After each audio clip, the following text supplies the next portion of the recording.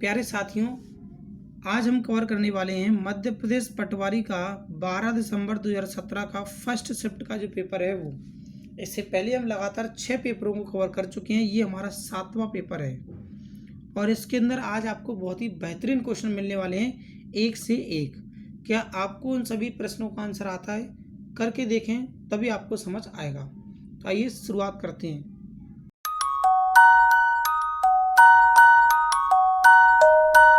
Dear aspirants, आज हम बहुत ही बेहतरीन तरीके से इन सवालों को सीखने वाले हैं। तो आइए शुरू करते हैं। मेरे प्यारे साथियों, शुरुआत करते हैं इस पेपर के मैथ के पहले प्रश्न से, जो प्रश्न क्रमांक 21वां है। तो क्वेश्चन में हमें गिवन है संख्या 64 और 36 में गुण है कि वे अपने इकाई अंक से विभाज्य हैं। यानी ये जो इकाई अंक है इससे ये पूरी तरह विभाजित है और इससे ये भी पूरी तरह विभाजित है। तो इसमें हमें ये समझना है कि इसी प्रकार की 20 से लेकर के 60 के बीच में कैसी कितनी संख्याएं हैं जिनके द्वारा यही गुण लागू होता है। तो जैसा कि हम देख पा रहे हैं, सबसे पहले हमें 21 मिलेगा। 1 का इसमें भाग चला जाएगा, बिल्कुल चला जाएगा। बात की जाए 22 की, अपने आप में चला जाएगा। 24 की तो 4 से 24 में चला जाएगा। 25 5 से चला जाएगा। 26 में 6 से नहीं जाएगा। 27 में नहीं जाएगा 7 से। 28 में नहीं जाएगा। इसी प्रकार से देखते देखते हम पहुंच गए कहाँ? 31 पर। 31 से यानी 1 से भाग चला जाएगा 31 में। फिर हमें मिलेगा कितना? 32। 2 से भाग चला जाएगा 32 के अंदर। 33 की बात की जाए तो 33 से 3 से 33 में भाग चला जाएगा। हमें हर बार देखना ये है कि ये जो इकाई का अंक है इसको पूरी तरह विभाजित कर पा रहा है कि नहीं। फिर देखा हमने 35, तो 5 से भाग चला जाएगा 35 में। अगली संख्या देखा हमने 36, 6 से भाग चला जाएगा 36 में। और कंटिन्यू करते हैं, 37 में नहीं जाएगा, 38 नहीं जाएगा, 39, 40, 41 यानी 1 से भाग चला जाएगा 41 में। 2 से भाग चला जाएगा 42 में। 4 से भाग चला जाएगा 44 में। 5 से भाग चला जाएगा 45 में। और 8 से भाग चला जाएगा 48 में। 1 से भाग चला जाएगा 51 में। और 5 से भाग चला जाएगा 55 में। तो मेरे प्यारे साथियों, अगर हम इन संख्याओं की काउंटिंग्स करें तो हमारा आंसर निकल कर आएगा कितनी? 17 संख्याएं ऐसी हैं।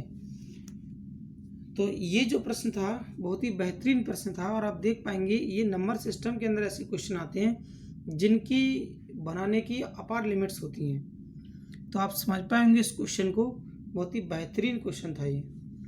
आइए चलते हैं अब नेक्स्ट क्वेश्चन की ओर। प्यारे साथियों, इस क्वेश्चन में हमें गिवन है ए एक व्यापार में 1 लाख रुपए का निवेश करता है। 4 माह के पश्चात बी ने 50,000 रुपये के साथ उसमें शामिल हो जाता है और बी के शामिल होने के 2 माह के पश्चात सी 1,50,000 रुपये के साथ निवेश या शामिल हो जाता है। तो वर्ष के अंत में 50,000 रुपये का लाभ होता था। तो बी का हिस्सा ज्ञात कीजिए कितना है। तो जैसा कि हम देख पा रहे हैं, ए, वी और सी 3 व्यक्ति हैं। यदि इनकी राशियों की बात की जाए तो इसने व्यापार में राशि लगाई है कितनी? 1 लाख रुपए की। वी की बात की जाए तो 50,000 रुपये की। और सी की बात की जाए तो 1,50,000। अब ये इनका इन्वेस्टमेंट हो गया, ये हमारा क्या हो गया? आई का मान। अब देखते हैं हम क्या टाइम की बात। देखिए, ए ने व्यापार शुरू किया और वर्ष के अंत तक चलाया है और वी जो है व्यापार के शुरू होने के 4 माह के बाद आया। यानी हम कह सकते हैं कि वी ने केवल 8 माह तक व्यापार किया होगा और सी नाम का व्यक्ति इसके 2 माह के बाद यानी 6 माह तक व्यापार किया होगा। अब हम क्या करेंगे, जो कट जाएगा उसको काट देंगे और छोटे छोटे अनुपातों में से बदल देंगे। तो हम देख पा रहे हैं कि 4 0 से 4 0 सभी के कट चुके हैं और ऊपर जो संख्या बचेंगी 5 से काटने पर ये 2, 1 और ये 3 बचेगा। और नीचे बात की जाए तो 2 से कैंसिल आउट हो रहा है तो ये बचेगा कितना हमारा? 3, 4 और 6। तो 6 का 2 गुना हो गया कितना 12, 4 का 1 गुना 4 और 3 का 3 गुना 9। तो ये वो अनुपात निकल कर आए हैं जो इनको प्रॉफिट हो रहा है, लाभ हो रहा है। यहाँ तक आप पहुँच पाए होंगे। अब हम ये देख पा रहे हैं कि ये जो टोटल राशि है इसको यदि मैं जोड़ दूं तो ये निकल कर आएगा कितना 25 यूनिट। तो 25 यूनिट बराबर लाभ कितने का हो रहा है उन्हें 50,000 का। यानी 25 यूनिट का जो हमें लाभ मिल रहा है 25 यूनिट बराबर 50,000 रुपये। तो 1 यूनिट का मान निकल कर आएगा कितना 2,000 रुपये। और हमें वैल्यू निकालनी है कितने की वी की। तो वी को हमें 4 यूनिट मिला है, ये 4 यूनिट मिला है। तो हम देख पा रहे हैं यहाँ गुणा कर दिया किसका 2000 का। तो आंसर क्या आएगा हमारा 8,000 रुपये, जो कि ऑप्शन नंबर सेकंड पे गिवन है। बहुत ही आसान क्वेश्चन था ये हमारा पार्टनरशिप से। आइए चलते हैं अब नेक्स्ट क्वेश्चन की ओर। क्वेश्चन में हमें गिवन है कि 6 घंटे में एक कार द्वारा तय की गई दूरी क्या है यदि उसकी गति 55 किलोमीटर प्रति घंटे है। बड़ा आसान है कि 1 घंटे में यदि कोई चाल 55 किलोमीटर की दूरी तय करती है कोई कार, तो 6 घंटे में कितनी दूरी तय करेगी। मल्टीप्लाई कर दिया 55 का 6 गुना, आंसर आ गया 330 किलोमीटर। यही इसका करेक्ट आंसर है, जो कि ऑप्शन नंबर सेकंड पर दे रखा है। तो बढ़ते हैं अगले क्वेश्चन की ओर। क्वेश्चन में हमें गिवन है यदि 2x² + 2x + 9 = 0 हो तो 2x + 1 का होल स्क्वायर का मान क्या होगा। तो सबसे पहले हम इसे सॉल्व कर देते हैं। देखिए a + b का होल स्क्वायर ओपन करते हैं, जो कि क्या होता है हमारा a + b का whole square, a² + b² + 2ab। तो जब ओपन करते हैं तो इसके अंदर वैल्यू पुट करते हैं इसका, तो ये हो जाएगा 4x² प्लस v² का मान कितना है 1, और यहाँ इसका देखते हैं 2ab का, तो इसको लिखेंगे हम कितना 4x, और बराबर में हमें चेक करना है क्या आने वाला है। देखिए इसको हम क्या करते हैं, जब सॉल्व करते हैं तो इसको इस प्रकार से लिखा जा सकता है 4x² + 4 + 1। और हम ये देख पा रहे हैं कि यदि इस समीकरण में 2 का गुणा कर दिया जाए तो हमें यहाँ पर कितना प्राप्त होता है 18। तो मैंने क्या किया, यहाँ 18 को जोड़ दिया और 18 को घटा दिया, और ये +1 जो पहले से लिखा हुआ ये वाला ये लिख दिया गया। अब इस पूरे ब्रैकेट को हमने क्या कर दिया, क्लोज कर दिया। तो हम देख पा रहे हैं कि यदि इसे हम देखें सॉल्व करके, यानी 2 को कॉमन निकालने के बाद क्या बचेगा 2x², 2x + 9, और ये बचेगा हमारे पास -17। इस पूरे का मान कितना हो गया हमारा 0, क्योंकि इसका मान कितना दे रखा है हमें 0। अगर ये 0 हो गया तो हमारे पास क्या बचा -17, और यही हमारा करेक्ट आंसर है, जो कि ऑप्शन नंबर 3 पर गिवन है। तो मेरे प्यारे साथियों यहाँ तक आप समझ पाए होंगे। आइए चलते हैं अगले प्रश्न की ओर। प्यारे साथियों तो 25वां प्रश्न सॉल्व करते हैं। बहुत ही बेहतरीन क्वेश्चन है और आसान भी। आइए देखते हैं इस प्रश्न को। क्वेश्चन में हमें दे रखा है कि 10,000 बटा 10, यानी सबसे पहले हम ये देखते हैं इसमें क्या क्या कैंसिल हो सकता है। तो देखिए इस पार्ट को और इस पार्ट को लिखने की ज़रूरत नहीं है, क्योंकि ये कैंसिल हो रहे हैं आपस में। ये ऊपर लिखा हुआ है -5 और 10 की पावर -5, और ये अपोन में लिखा हुआ है 10 की पावर -5। तो ये दोनों पार्ट कैंसिल हो चुके हैं। इसके अलावा हम देखते हैं ये जो लिखा हुआ है 0 से हमारा 0 कैंसिल हो गया। अब यहाँ बचेगा हमारे पास कितना है 1000, और यहाँ हम देख पा रहे हैं कि 10 की पावर -8 है, इसको अपोन में भेज दिया जाए तो 10 की पावर +8 हो जाएगा। और इस बात को हम लिख सकते हैं 10 की पावर क्या 3, और ये लिखा हुआ है 10 की पावर 8। यदि हम इसे सॉल्व कर दें तो 1/10 की पावर 5 बचेगा। और इस बात को यदि हम सॉल्व कर दें, यानी नीचे 5 जीरो हैं तो ऊपर जो हमारा पॉइंट आएगा 5 अंकों के बाद आएगा। तो जैसा कि हम देख पा रहे हैं 1 के अंदर यदि 1 लाख से भाग लगा दें तो हमारा आंसर आएगा 0.00001, जो कि ऑप्शन नंबर सेकंड पर गिवन है। क्योंकि 10 की पावर 5, इसका अर्थ है कि ये 1 लाख लिखा हुआ है और इसे हमने सॉल्व कर दिया है। तो आशा करते हैं आपको ये समझ आया होगा मेरे प्यारे साथियों। अब चलते हैं अगले प्रश्न की ओर। दोस्तों ये जो क्वेश्चन हम देख रहे हैं सेम पैटर्न का फिर से है, तो इस पैटर्न को भी हम बड़ी आसानी से करते हैं सॉल्व। सबसे पहले हम देखते हैं, लिखा हुआ है 3 की पावर 5 में, थोड़ा सा इसको जूम कर लेता हूँ। ये जो लिखा हुआ है 3 की पावर -5 इंटू 9 की पावर -5, तो मैं इस पूरे के पूरे क्वेश्चन के फॉर्मेट को 3 की पावर में तोड़ देता हूँ। तो सबसे पहले मैंने देखा 3 की पावर -5 इंटू ये 9 लिखा हुआ है, 9 को मैं क्या लिख सकता हूँ 3 की पावर 2, और ऊपर में -5 लिखा हुआ है, यानी -5 का गुणा 2 में होगा, तो ये बन जाएगा 3 की पावर -10। इतना समझ पाए होंगे। अब देखते हैं नीचे लिखा हुआ है 27, तो 27 को यदि मैं देखूं 3 की पावर में तोड़ूं तो ये बनेगा क्या 3 की पावर 3, और ऊपर लिखा हुआ है -2, तो यानी 3 का 2 गुना कितना हो गया हमारा 6, यानी 3 की पावर -6। इसी प्रकार से यदि 243 की यदि बात की जाए तो इसके यदि मैं फैक्टर करूं तो क्या बनेगा 3 गुणा 3 गुणा 3 गुणा 3 गुणा 3, क्योंकि 3 का 3 गुना 9, 27, 81 और 243, यानी 3 की पावर 5 बना हुआ है, और 3 की पावर 5 के ऊपर -2 लिखा हुआ है, यानी ये बनेगा 3 की पावर 5 और इनवर्स 2। इन दोनों का मल्टीप्लाई होगा तो ये बचेगा हमारा 3 की पावर -10।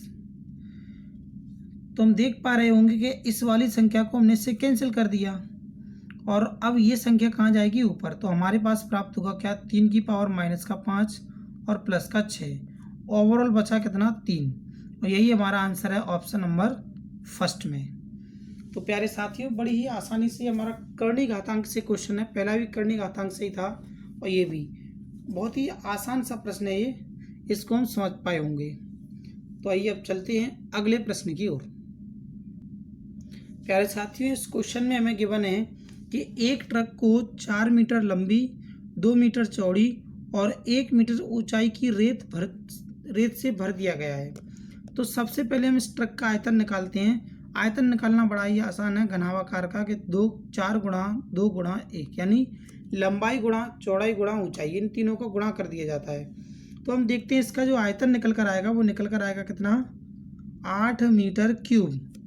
और प्रश्न में बोला गया है यदि 1 घन मीटर के लिए रेत की कीमत कितनी है 1000 रुपये, और हमारे पास रेत कितना आया है 8 घन मीटर।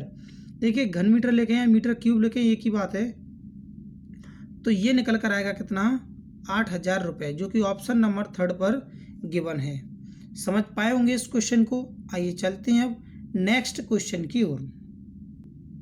ये जो क्वेश्चन दिया गया है इसमें बोला गया है कि x+1 ब्रैकेट स्टार्ट -x और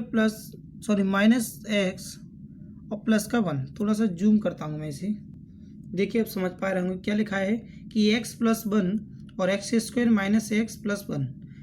तो मेरे प्यारे साथियों आप जैसा कि जानते होंगे कि a+b ब्रैकेट a² - ab और प्लस v², ये पूरा का पूरा फॉर्मूला होता है किसका a³ + v³ का। इसी पैटर्न को ध्यान में रखते हुए हमारा आंसर क्या निकल रहा है इसका a³ + 1 का क्यूब, यानी 1 पर क्यूब लिखें ना लिखें, हमारा आंसर है ऑप्शन नंबर फर्स्ट। ये हमारा पूरा का पूरा फॉर्मूला लिया गया है बीजगणित से। तो समझ पाएंगे इसको क्वेश्चन को, क्योंकि ये जो क्वेश्चन हमारा एक फॉर्मूला बेस्ड है और फॉर्मूला का वही यूज़ किया गया है। तो प्यारे साथियों चलते हैं अगले प्रश्न की ओर। तो प्यारे साथियों इस क्वेश्चन में हमें दे रखा है 1.2 का वर्ग क्या है।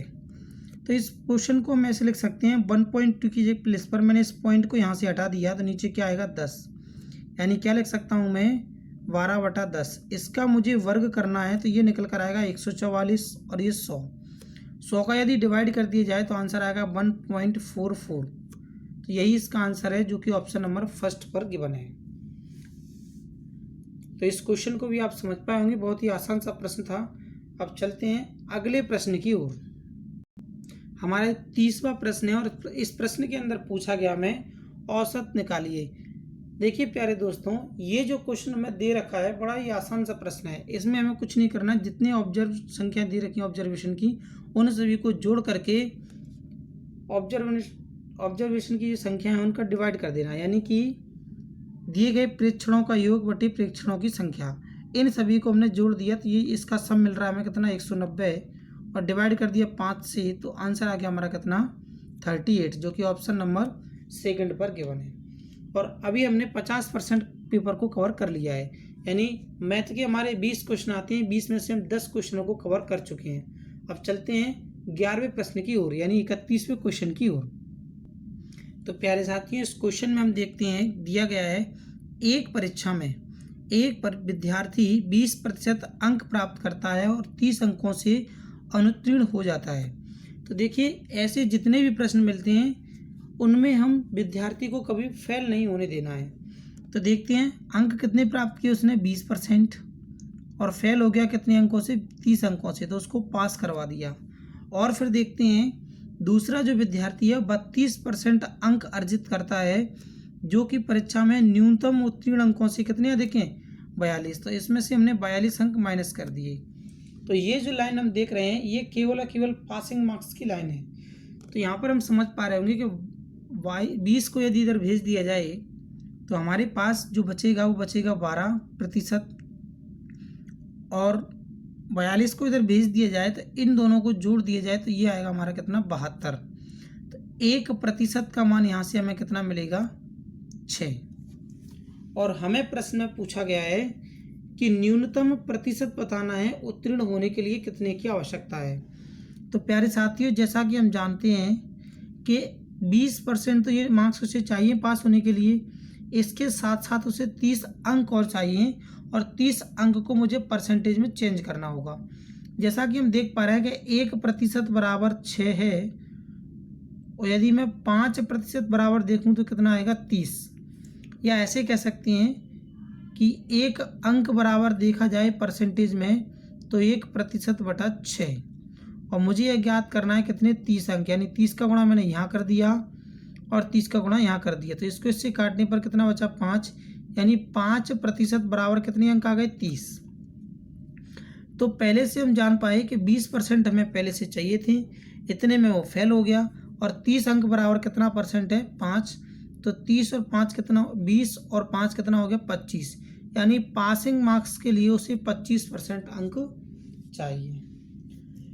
तो आप समझ पाए होंगे यहाँ तक, या इसमें ज़्यादा कंफ्यूज आपको नहीं होना है। अगर आप मान लीजिए इधर की जगह यहाँ से सॉल्व कर जाएं तब भी आपका आंसर वही आएगा, क्योंकि यहाँ में ये देखना होगा कि 42 जो है कितने परसेंट के बराबर है।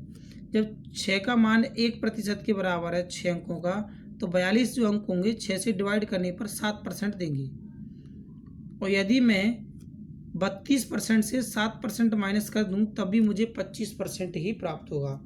यानी कहने की बात ये निकल कर आई, हम किसी भी प्रकार से इसे सॉल्व कर सकते हैं, चाहे लेफ्ट साइड से सॉल्व करें चाहे राइट साइड से, क्योंकि ये जो संख्याएं मिल रही हैं लेफ्ट और राइट में ये पासिंग मार्क्स मिल रहे हैं हमें। तो समझ पाए होंगे मेरे प्यारे दोस्तों इस क्वेश्चन को। अब चलते हैं हम 32वें प्रश्न की ओर।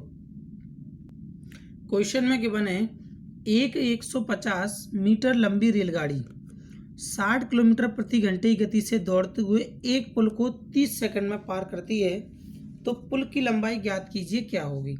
जैसा कि हम जानते हैं क्या कि चाल बराबर दूरी बटे समय।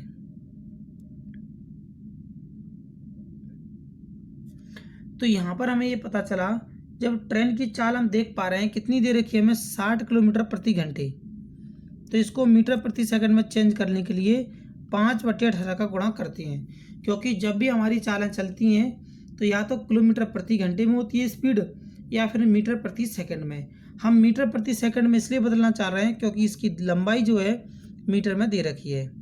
अब बात की जाती है जब ट्रेन ने पुल को पार किया होगा तो अपने आप की दूरी और पुल की दूरी दोनों को तय किया होगा, क्योंकि ट्रेन जब अपने आप की दूरी को तय करेगी और पुल की दूरी को तय करेगी तो इन दोनों की लंबाई यहाँ जोड़ दी जाती हैं। तो यहाँ हम देख पा रहे हैं ट्रेन की जो लंबाई हमें दे रखी है वह दे रखी है 150 मीटर, यानी इसको हम लिख सकते हैं 150 मीटर प्लस पुल की लंबाई को हमने x मान लिया, और बटे में लिखते हैं कितना समय लगा हुआ है कितना 30 सेकंड का।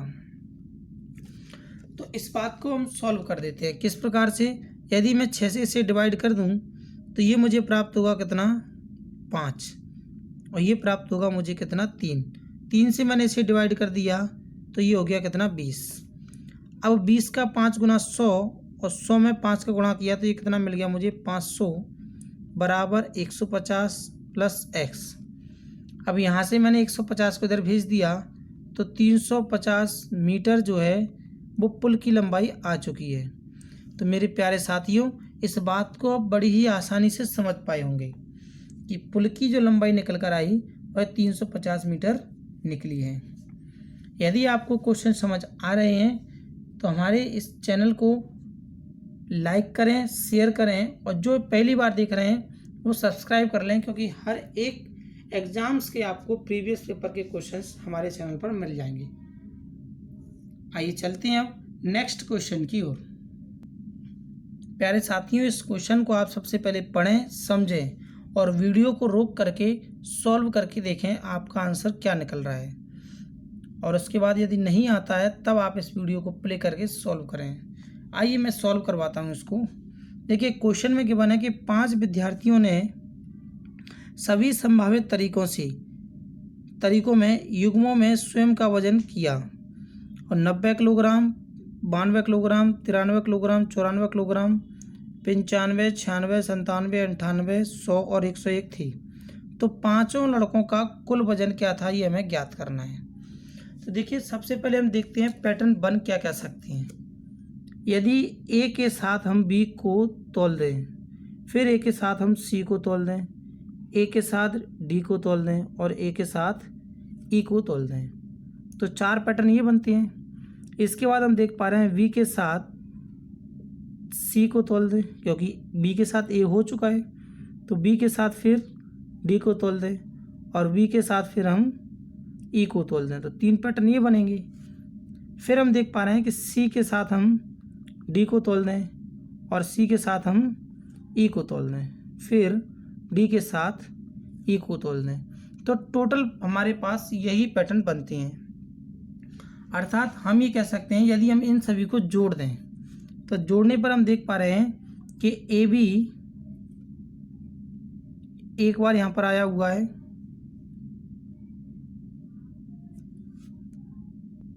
अर्थात हम ये देख लें कि ए कितनी बार टोटल काउंट किया गया, 1 2 3 4, तो ये लिख दिया मैंने ए और 4 को मैं फिलहाल अभी नहीं लिख रहा हूँ। फिर यदि बी की बात की जाए तो बी देख पा रहे हैं यहाँ पे 1 2 3 4। इसी प्रकार से सी की बात की जाए तो 1 2 3 4 और डी की बात की जाए तो 1 2 3 4 और ई की बात की जाए तो 1 2 3 4। तो यहाँ मैंने क्या कर दिया, 4 को यहाँ कॉमन निकाल कर रख दिया। इन सभी का मैंने जो वेट आया हुआ उसको जोड़ दिया और यहाँ पर जो वजन दे रखा है उसको भी मैंने जोड़ दिया है, जो मुझे प्राप्त हुआ कितना 956। कहाँ से आए 956? ये जो 10 वेट मुझे दे रखे हैं वो ये वाले वेट है, 1 2 3 4 5 6 7 8 9 10। तो इनको भी मैंने जोड़ दिया और इन सभी संख्याओं को जोड़ने पर मुझे ये प्राप्त हुआ कि 4 बार ए, 4 बार बी, 4 बार सी, 4 बार डी और 4 बार ई।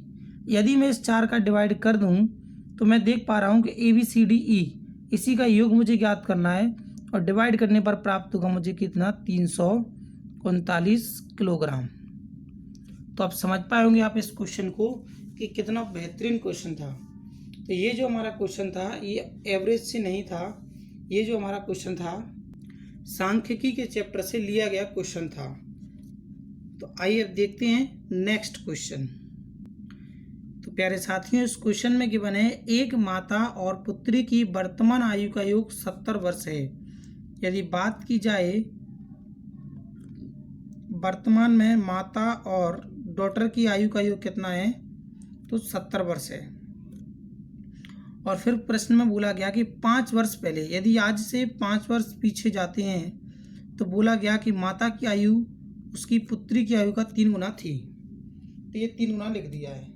तो सबसे पहली बात हम ये समझते हैं यदि वर्तमान से आज हम 5 वर्ष पीछे जाते हैं, कितना वर्ष पीछे जाते हैं 5 वर्ष, तो 5 वर्ष इसकी आयु कम होगी और 5 वर्ष इसकी आयु कम होगी। यानी आज से 5 वर्ष पहले इनकी आयु का योग जो रहा होगा वो कितना रहा होगा 60 वर्ष।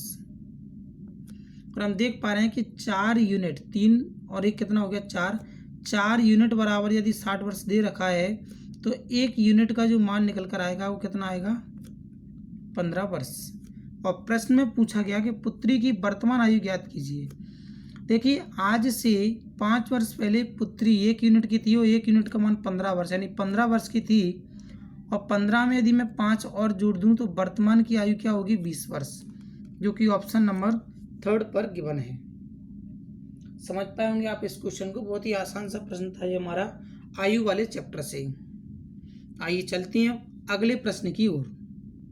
प्यारे साथियों, ये जो हमें क्वेश्चन दिया गया है कैलेंडर से क्वेश्चन दिया गया है क्या कि देसी कन का जन्म शनिवार 9 नवंबर 2002 को हुआ था, तो 2008 में जन्मदिन पर सप्ताह का कौन सा दिन होगा।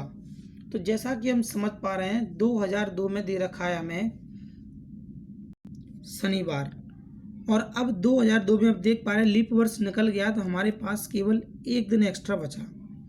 इसके बाद 2003 आएगा, उसमें भी हमारा 1 दिन एक्स्ट्रा बचेगा। फिर हमारा 2003 आएगा, मैं लिख देता हूँ ऊपर, जी 2002 है, ये 2003 है, ये 4 है, 2005, 2006, 2007 और 2008 में हम जाना चाह रहे हैं। यानी यहाँ से हमारा केवल 1 दिन एक्स्ट्रा होगा, यहाँ से हमारा 1 दिन एक्स्ट्रा होगा, यहाँ से हमारे 2 दिन एक्स्ट्रा निकलेंगे। यहाँ फिर से देखेंगे तो 1 दिन एक्स्ट्रा, 1 दिन एक्स्ट्रा और 1 दिन एक्स्ट्रा।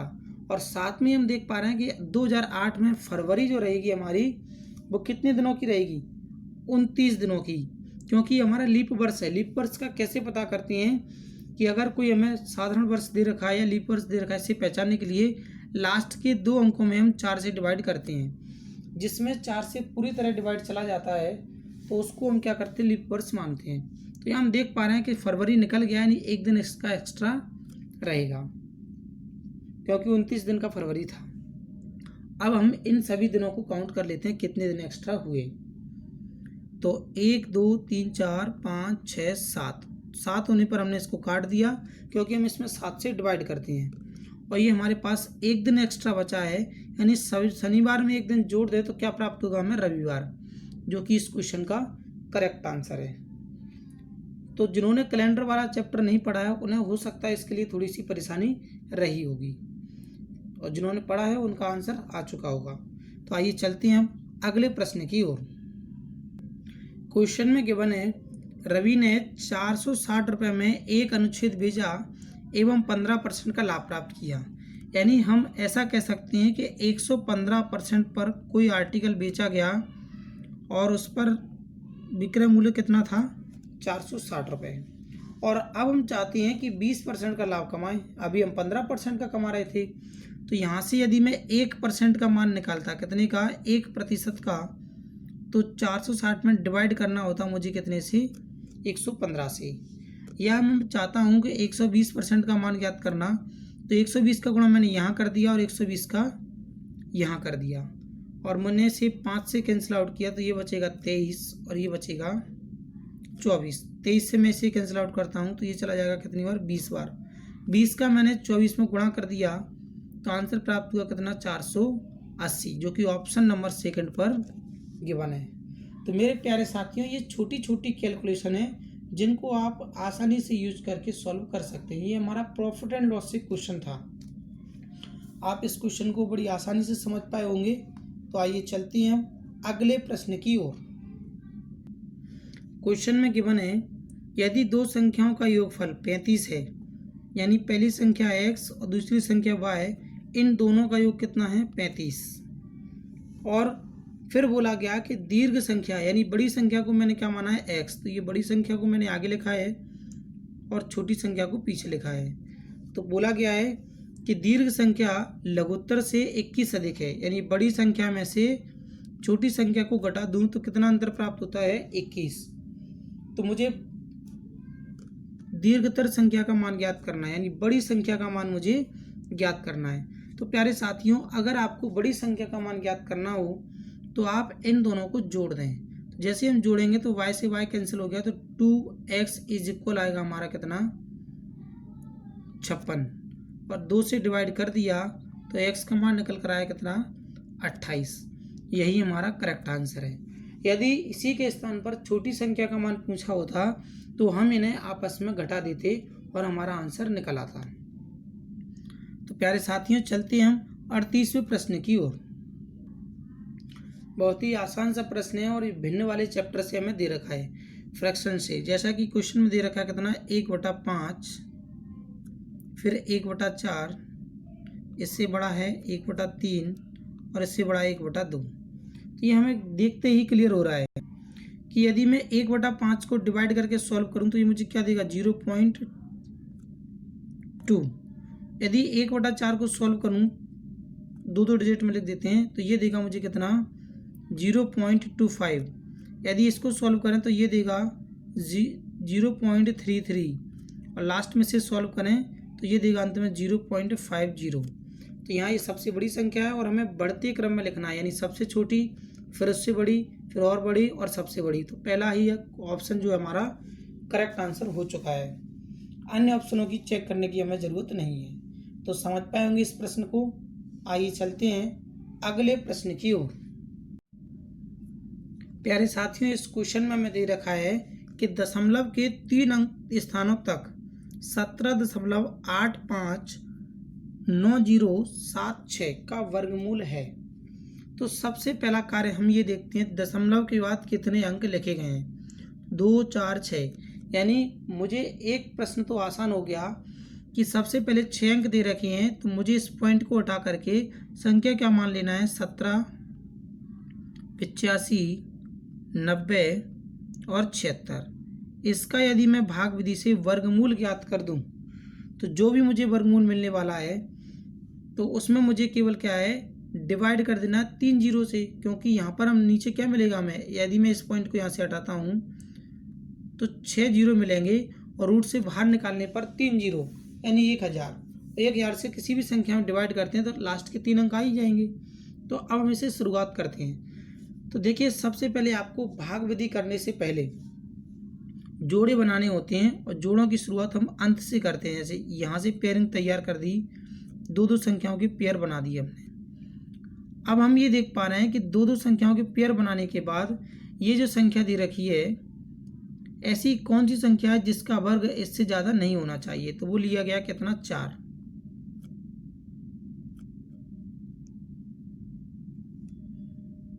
जैसे हम 4 से इसमें डिवाइड करते हैं तो ये आ गया कितना 16, और ये 4 और 4 कितना हो गया हमारा 8, और माइनस करने पर 1 देगा और ये मिलेगा 8 और 5। अब हम यहाँ से देखते हैं, देखिए बाय ऑप्शन से भी हम कर सकते हैं इसको। जैसे कि हम देख पा रहे हैं कि आगे सभी में 4 दे रखा है। अब अगला डिजिट क्या होगा, जैसे हमें यहाँ पर संख्या क्या माननी है जो इस गुणा करने पर इससे ज़्यादा ना दे। देखिए, यदि मैं 1 मानता हूँ तो 81 का 81 गुना 81 होगा, जो इस संख्या से बहुत छोटा होगा। और यदि मैंने 2 मान लिया तो यहाँ भी 2 लिखना पड़ेगा। तो 2 का गुणा करने पर ये कितना देगा मुझे 4, और 8 का 2 गुना 16।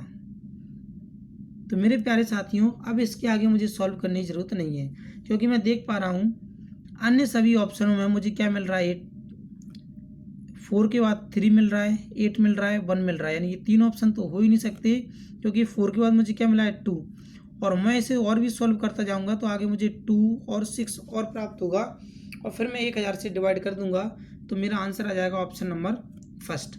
आप इतना ही देखते समझ पा रहे होंगे कि इसका आंसर क्या आएगा 4.226 निकल कर आएगा, जो कि ऑप्शन नंबर फर्स्ट पर गिवन है।